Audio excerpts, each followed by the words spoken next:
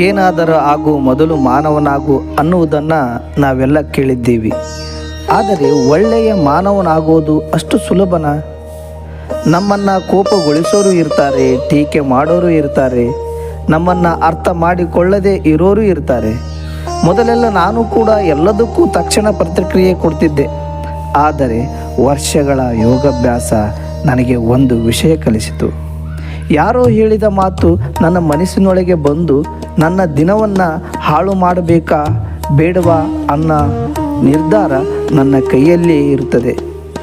ನನ್ನ ಮನಸ್ಸಿನಲ್ಲಿ ನಿಯಂತ್ರಣವನ್ನು ನಾನು ಇನ್ನೊಬ್ಬರಿಗೆ ಯಾವತ್ತೂ ಕೊಡಲ್ಲ.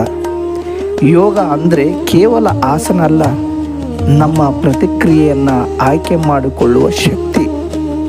ನಿಮ್ಮಲ್ಲಿ ಎಷ್ಟೇ ಜ್ಞಾನ ಇರಬಹುದು, ಆದರೆ ವಿನಯ ಅನ್ನೋದು ಅದಕ್ಕಿಂತ ಹೆಚ್ಚು ಇರಬೇಕು.